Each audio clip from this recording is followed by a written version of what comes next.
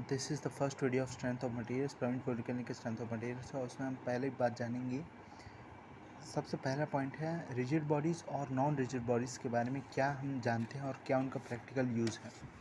जो हम बॉडीज़ पढ़ते हैं स्ट्रेंथ ऑफ मटेरियल्स में, वो समझ लो कुछ ऐसी बॉडी जिस पे पी लोड लगा है।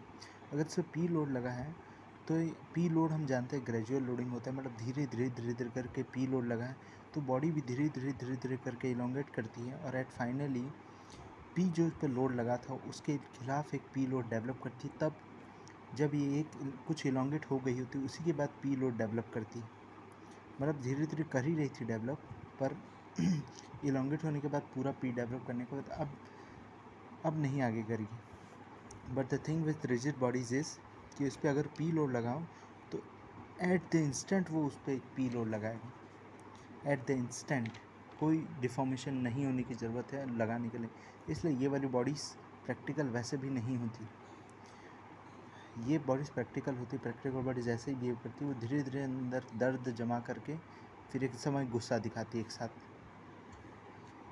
तो ये होती है रियल बॉडीज़। देखो real body, non rigid bodies लूँ या रिजिड बॉडीज़ लूँ, दोनों में देखो फोर्स में कोई दिक्कत नहीं है। दोनों फोर्स अगर इधर पी लगा रहे तो फोर्स ऑफकोर्स पी लगाएगा, दोनों में फोर्स में कोई दिक्कत नहीं। बस ये है कि ये थोड़ा इलोंगेट होने के बाद पी लगाएगा और ये बिना इलोंगेट हुए पी लगा देगा। एक वैल्यू ऑफ लोड पे एक बॉडी एक स्पेसिफाइड वैल्यू ही डिफॉर्म करती है, उसके बाद वो उसके अपोजिट एक रिएक्शन डेवलप कर लेती है एक स्पेसिफाइड इलोंगेशन करने के बाद। जब तक वो स्पेसिफाइड इलोंगेशन नहीं होगा तब तक बॉडी इलोंगेट होती रहेगी उसी पी लोड लगाने पर। मतलब पी लोड लगा दिया इस पर अचानक से नहीं, मतलब सब लोग धीरे से ऐसे रखा है, धीरे करके इलोंगेट होगी, उसके बाद ये पी डेवलप कर देगी। ग्रेजुअल का मीनिंग एक दाना नहीं होता, ग्रेजुअल का मीनिंग होता है बिना झटके के रख देना, बस यहाँ पे ऐसे आराम से रख देना, आराम से रखना, फिर धीरे धीरे छोड़ना ताकि बॉडी धीरे धीरे इलोंगेट कर सके। We know F is equal to M A. F यहाँ पे होता है नेट एक्सटर्नल फोर्सेस, जो बॉडी पर सारी नेट एक्सटर्नल फोर्सेस लगेगी उनकी वजह से एक्सेलरेशन डेवलप होगा। किसी भी नेट फोर्स अगर होगी बॉडी में तो समझ लो हमारे पास ये एग्जांपल है जहाँ पे 200 kg का एक 10 न्यूटन से धक्का दे रहे हो, फ्रिक्शन सरफेस है। तो देखो अगर फ्रिक्शन बहुत ज़्यादा है तो 10 और ये फ्रिक्शन म्यू एन बराबर हो जाएंगे, अपोज कर लेगा, मतलब ये बॉडी कहीं आगे जाएगी नहीं। पर देखो म्यू एन और इसके सेंटर के बीच में एक मोमेंट बन रहा है, तो ऑफकोर्स प्रैक्टिकल लाइफ में भी हम देख सकते हैं कि इस ज़्यादा फोर्स यहाँ पे लगाओगे तो फ्रिक्शन ज़्यादा डेवलप होगी, तो ये टर्न करने की कोशिश करता है रियल लाइफ में भी। इवन इफ़ ये फोर्स सेंटर से पास हो रही हो, फ्रिक्शन की वजह से टर्न होने की कोशिश करता है। और समझ लो फ्रिक्शन नहीं है, या समझ लो फोर्स इतनी ज़्यादा है कि फ्रिक्शन को ओवरकम कर गई, तो फ्रिक्शन को ओवरकम कर गई इसका मतलब आप इस पर लगेगा काइनेमेटिक फ्रिक्शन, जिसकी वैल्यू होगी कुछ म्यू इंटू कुछ एम जी, म्यू के एम जी। तो इस पर 10 न्यूटन यहाँ से लग रही, तो इस पर नेट फोर्स है कितनी एक्सटर्नल फोर्स, समझ लो 10 ही है जो इसको ओवरकम कर गई, तो 10 माइनस म्यू के M g is equal to M into A, तो एक्सेलरेशन हो जाएगा बॉडी का इतना।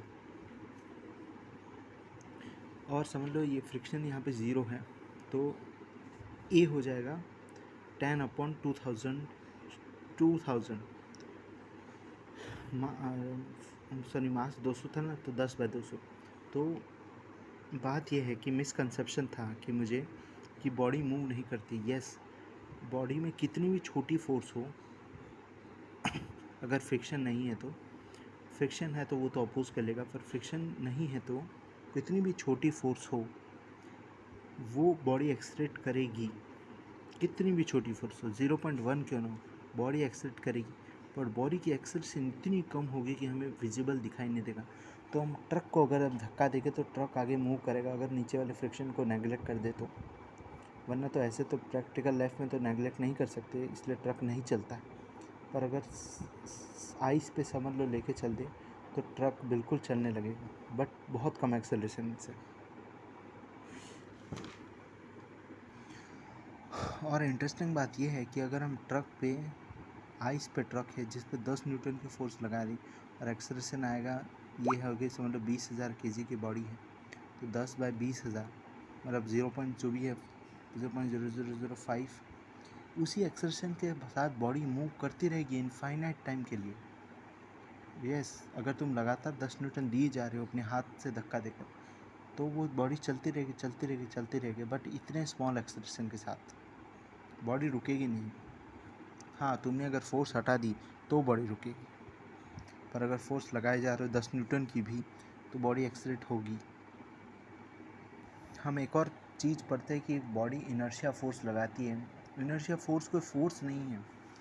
जो F is to M A जो टर्म है वही इनर्शिया फोर्स ही है। वो इनर्शिया अगर बहुत भारी हो तो इसका इनर्शिया बहुत ज़्यादा होता है। इसका मतलब ये है कि अगर बहुत भारी चीज़ है उस पर 10 न्यूटन की फोर्स लगाओगे तो उसका एक्सेलरेशन बहुत मिनिमम होगा। तो यही बोलना चाहता है कि वो इनर्शिया से, कि भारी बॉडी का इनर्शिया ज़्यादा होता है, मतलब इनर्शिया फोर्स ज़्यादा होती है। इसका मतलब ये है कि उसका एक्सेलरेशन बहुत ही नेग्लिजिबल होगा। इसका मतलब ये नहीं बॉडी खुद से कुछ फोर्स जनरेट करती है एम ए नहीं, बॉडी अपने से अंदर से कोई फोर्स नहीं जनरेट कर रही। बस इनर्शिया का मतलब ये है कि भारी बॉडी का एक्सेलरेशन बहुत कम होगा। बॉडी हम एफ लगाएंगे तो बॉडी ऐसा नहीं कि एम ए से अपोज करेगी हम इनर्शिया फोर्स से। इनर्शिया फोर्स कोई फोर्स नहीं है, बस एम ए के टर्म को इनर्शिया फोर्स बोला जाता है। बॉडी अपने से कोई फोर्स जनरेट नहीं करेगी, बस अगर एफ बहुत छोटा होगा, ए की वैल्यू बहुत ही कम होगी। इसलिए बोलते हैं कि भारी बॉडी का इनर्शिया बहुत ज़्यादा था। इनर्शिया बहुत ज़्यादा होने का मतलब यही है, इनर्शिया फोर्स नहीं है, इनर्शिया होने का बहुत ज़्यादा मतलब यही है कि एक्सेलरेशन बहुत ही नेग्लिजिबल होगा। एंगल बिटवीन दो वेक्टर क्या होता है? देखो, एक वेक्टर एक पॉइंट से बाहर जा रहे हो, ये बाहर जाने पर ही जो उनके बीच में जो एंगल बनता है, स्मॉलेस्ट एंगल, उसे बोलते हैं angle between the vectors. Tail से टेल मिलाने से जो एंगल बनता है वही होता है टेल एंगल। ऐसा नहीं हेड से हेड मिलाओ तो एंगल, इस एंगल को तुम वो बोलने लगो, नहीं। टेल से टेल, ये हेड से हेड नहीं, इसको ऐसे करके एक्सटेंड कर दो, अब ये हो गया एंगल, ये हो गया एंगल बिटवीन द जो भी ये ऐसे जा रहा है, नहीं, इसको एंगल नहीं बोल सकती क्योंकि एक अंदर आ रहा है एक बाहर जा रहा है, ये एंगल नहीं है। एंगल तभी होगा तो जब दोनों बाहर जाएंगे एक पॉइंट से। देखो, फोर्स रिजोल्यूशन में एक इम्पॉर्टेंट बात बता रहा हूँ, किसी भी फोर्स को अगर रिजोल्व कर रहे हो तो दो परपेंडिकुलर उसमें ही रिजोल्व करना है। ऐसा नहीं कि इस फोर्स को यहाँ पे एक रिजोल्व कर दिया और इसी फोर्स को फिर यहाँ पे रिजोल्व कर दिया, नहीं, ऐसे नहीं, कहीं भी रैंडम ऐसे रिजोल्व नहीं कर देने का। अगर यहाँ पे किया है रिजोल्व तो इसका जो परपेंडिकुलर है वहीं पे रिजोल्व करने का, इसके सेकंड पार्ट को, और फिर इस फोर्स को रिमूव करने का। जैसे अगर तुमने इस फोर्स को रिजोल्व कर दिया इधर और इसके परपेंडिकुलर इधर, तो अब इस फोर्स को हटा दो, अब ये दो फोर्स काम करेगी इस फोर्स का, मतलब अब सिर्फ समझ लो बॉडी में ऐसी फोर्स है। ऐसा नहीं कि इस फोर्स को तुमने इधर कर दिया रिजोल्व और इधर भी रिजोल्व कर दिया और फिर इस फोर्स को हटा दे रहे हो, या फिर इस फोर्स को अभी हटा भी नहीं रहे, यहीं रहने दे रहे हो। अगर ऐसा आड़ा टेढ़ा रिजॉल्व करोगे, पहली बात तो इस फोर्स को तुम हटा नहीं सकते हो, और आड़ा टेढ़ा रिजॉल्व करने का कोई करना ही नहीं आड़ा टेढ़ा रिजॉल्व। अगर ये करना है तो इसके परपेंडिकुलर ही करना है। ऐसे कहीं भी रैंडम डायरेक्शन में रिजॉल्व करके अगर परपेंडिकुलर दोनों को रिजॉल्व करोगे तभी इस फोर्स को हटाने का, वरना ऐसे आड़ा टेढ़ा कुछ भी रिजॉल्व पहली बात तो कर ही नहीं सकते, और करोगे तो आंसर गलत आएगा। इस फोर्स को हटा भी नहीं सकते, कुछ नहीं कर सकते, तो परपेंडिकुलर डायरेक्शन में ही रिजॉल्व करने का। सब हमारे पास O पॉइंट है x1 y1 z1 और A पॉइंट है x2 y2 z2। तो अगर हम O A वेक्टर को रिप्रेजेंट करेंगे वो होगा x2 minus x1 i cap plus y2 minus y1 j cap plus z2 minus z1 k cap. O से A है, मतलब A2 minus final minus initial ना, तो A माइनस O। फोर्स एक है स्लाइडिंग वेक्टर। स्लाइडिंग वेक्टर का कोई use नहीं वैसे, बट ये है कि फोर्स को उसकी लाइन ऑफ एक्शन के अलॉन्ग ही स्लाइड कर सकते हो। तो समझ लो, वैसे इसको यूज़ मत करना, एफ ये है तो इसको इधर इधर ही स्लाइड कर सकते हो। I said do not use this, I am saying please do not use this, do not, never use this, क्योंकि you will face a problem in trust. जैसे गेट 2022 में सवाल था कि यहाँ पे फोर्स लग रही है और यहाँ पे कुछ ऐसा परपेंडिकुलर था, ये इसी से लाइन ऑफ एक्शन से पास हो रहा था, तो क्या मैं इस फोर्स को यहाँ पे ला के इधर रिजॉल्व कर दूँ क्या, कुछ भी कर दूँ क्या? नहीं, let study that in trusses chapter, वहाँ जब ऐसे करेंगे तब मैं यूज़ बोलूँगा, बट अभी तो यही है फॉर फैक्चुअल रीडिंग कि फोर्स एक स्लाइडिंग वेक्टर है जिसको along the line of action slide किया जा सकता है, और वेट ऑफ द किसी भी body directly to the earth centre होती है, उसका कोई लेना देना नहीं ओरिएंटेशन ऑफ द बॉडी से। ओरिएंटेशन ऑफ द बॉडी से हम लोग कुछ भी हो ऐसे हो, फिर भी फोर्स डायरेक्टली अर्थ के सेंटर, मतलब straight to the earth centre ही जाएगी वेट। देखो एक और इम्पोर्टेंट बात, in FBD draw all the external force acting. मैं बताता हूँ पहली बात, जैसे कि समझ लो ये वाला क्वेश्चन है, बॉल दो, तो अगर इसका कंबाइंड एफबीडी बनाए तो एक्सटर्नल फोर्स कौन सी, ये mg, बस इतनी एक्सटर्नल फोर्स है। Still you can apply for equilibrium fx is equal to fy is equal to 0 and moment about any point. I again want to say moment about any point, any point, इधर इधर इधर इधर centre कहीं भी moment of due to all forces zero होना चाहिए। Equilibrium का मतलब यही होता है कि मोमेंट बच गया तो बॉडी टर्न होगी, तो वो इक्विलिब्रियम कैसे हुआ।